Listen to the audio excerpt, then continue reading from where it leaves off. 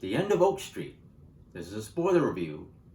I have a spoiler-free review over at soundofbettermyhead.com, so if you want to check that out before this, or if you haven't seen the movie or whatever, go for it. I gave this a 2.5 out of 5. I enjoyed it. I was actually tempted to give it a 3, but it just wasn't good as some of the other movies that I gave 3 stars to recently. So I'm going to stick with my 2.5. I said it was a decent movie. Like, it just didn't have a lot of flaws. It just didn't have like as much stuff that made it awesome to really kind of take it up another notch. I thought the concept was good. You got basically this whole street that is sent back in time to millions of years ago when there was dinosaurs everywhere, and you got people trying to survive this. It's like a more sci-fi. What I was afraid of, and what kind of starts happening in the middle, is it's a more sci-fi based version of Jurassic Park, which has already got its own little sci-fi element, but it's more, like I said, it's more of a sci-fi. You got time travel, which makes it different. But then once you get kind of in the middle of the movie, it just kind of turns like a Jurassic Park, Jurassic World. You're running from different dinosaurs and they're trying to eat everybody.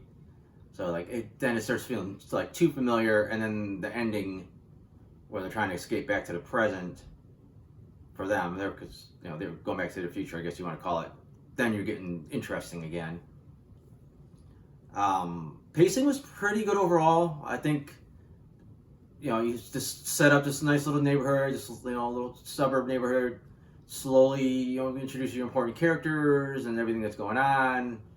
There's a little bit of radio broadcast mentioning like solar flares, and you got the prehistoric plant that shows up in the neighbor's yard. And I said, I'm curious to know if someone was watching this movie, they didn't know what it was about, would they be able to pick up on what it was heading? Because when you do, it's pretty obvious. So I like the way that was set up, and then it took a little bit longer than I thought to get to the prehistoric times. And obviously in the beginning, they do a lot of, you just don't quite see the dinosaurs for a while, and then finally, then you start seeing them. After that point, like I said, it's fine. Pacing wise, it gets a little slow. Borderline get a little repetitive in the middle, because it's like I said, just turns into being chased by dinosaurs, and when's it going to get to like the final leg of this movie? And then it's like, then once you realize that there's a portal and there's a way to get out, then you start moving towards, okay, now we're going somewhere again. The movie intentionally goes for that Amblin Entertainment, the E.T. Spielberg kind of vibe. Obviously it takes place in the 80s. Just a lot of the music choices sound very 80s. Just the way it's directed. And there's a point when you first see the raptor, it's running on the other side of this fence, and those swings being knocked over. And it looks like something Spielberg would have did in one of his movies. There is a fairly unique trick that the director likes to do, where it's borderline on like a split screen, where you got a character like really close to the camera, and they're in focus, and then there's a background character that is also in focus, so you're seeing them both at the same time. I think he uses it a little too much, and there's also points sometimes the close-up set of showing like their face, so you're seeing their expression, you're seeing the expression of the person that they're talking to. It's like the side of their head, and you're just seeing a little bit of hair, and then you're seeing another person, and then it just seems like it's just kind of gimmicky. The dinosaur effects are fine. Like, every time I look at them, it's like, oh yeah, that's CGI. And it's like, they've been doing CGI dinosaurs pretty well since Jurassic Park back in the 90s. But this movie's trying to do the more scientific, accurate dinosaurs with those basically feathers or feather-like coverings to them. And I don't think that looks realistic. I don't think they've really nailed that yet. And I think they're still struggling with feathers, in my opinion, just in general. I've even seen some high-quality other animal effects, and then the birds show up, and it's like the feathers just don't look real. So it's still work in progress for the special effects guys. But like I said, the dinosaurs, they look good. It's just every time I see them, like, yeah, that's CGI. But you're into the story, so that's fine. The characters are fairly one-dimensional. Like, they introduce everybody, and they try to give you time to like getting into their backstories and all that, but it's like they just don't. It's like the one girl, I want to get into this college, but we don't have the money. It doesn't get brought up again until the very end of the movie. Like, just she casually hints that she's wants to be like she's into like Carl Sagan, astronomy and all that stuff. Just because she kind of maybe knows what a wormhole is, that's the only time that comes back into play. Like, so she's fairly one-dimensional. The son, really, his only character trait is he has a crush on the neighbor girl, which ultimately doesn't really go anywhere, and he's obsessed with his dog. Where's Starbuck? Where's Starbuck? Oh, I gotta get. It's pretty much becomes a no-brainer that he's gonna have to go after Starbuck at some point because that's what his only character trait demands of him. So usually you're just like, what an idiot! Why are you going after this dog when there's dinosaurs out there? When it does happen in the film, it's like, well, he's like an NPC program. Like, well, his program him tells him he's got to go after this dog. So I wasn't like, what an idiot. I'm just like, well, you had no choice. The script decided that's what your character's got to do. And then the acting's fine all across the board, but I think the biggest, performance, or best performance, I should say, comes out of Anne Hathaway. I think she just really grounds the film. She just puts so much emotion in like every scene. Like when you find out her novel got destroyed, like she sells like this, not so much a devastation, but just the sadness of it. It's like you feel that, and when her husband is finally killed. Like I said, this is a spoiler review, so when he is finally killed, just she sells the emotion. The kids kind of chip in a little bit too, and that's the first time I really kind of felt them more as like characters and not just caricatures. But throughout the whole movie, anyway, Anne Hathaway just crushes it.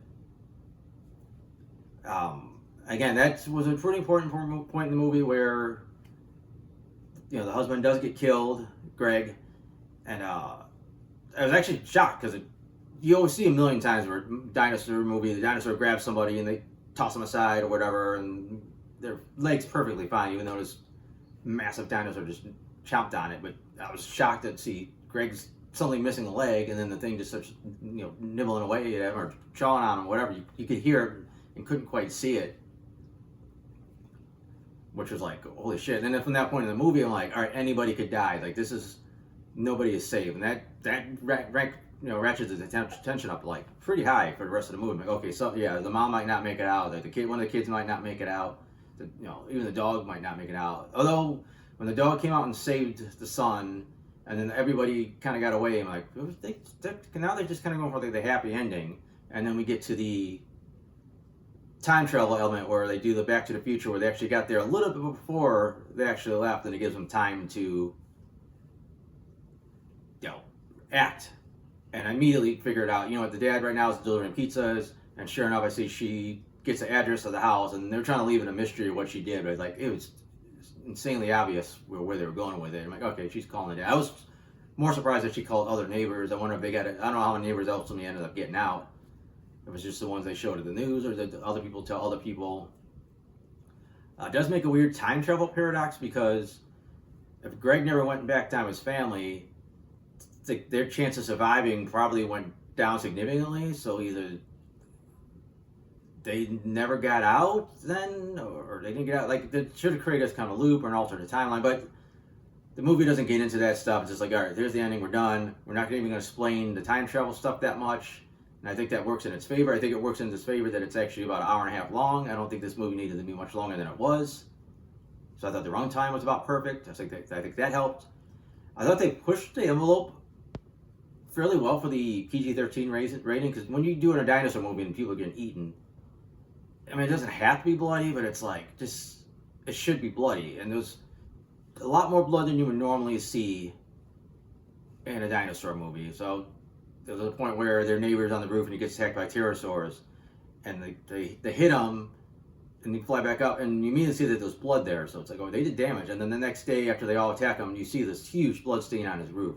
So it's like, there's just enough to keep it with that PG-13 rating, but then you're really pushing it. Where it's like, okay, this should have been a bloodbath.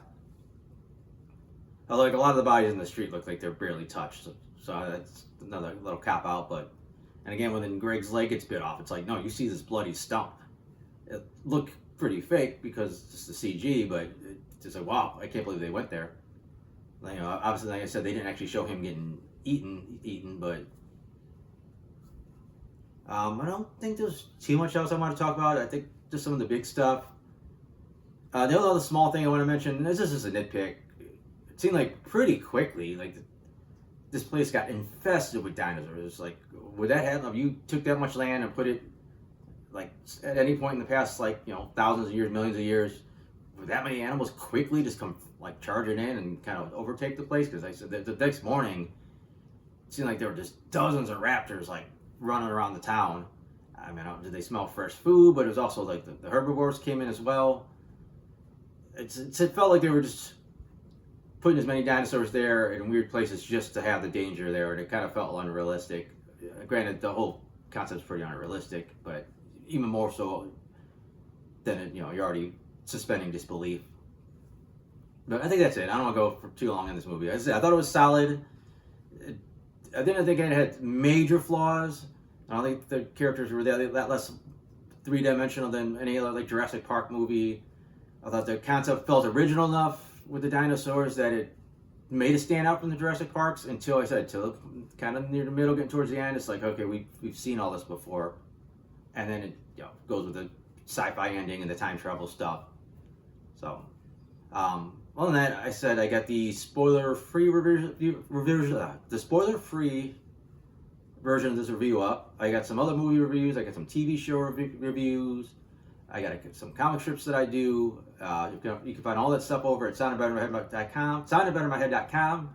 If you want to check any of that stuff out, cool. And other than that, thanks for watching.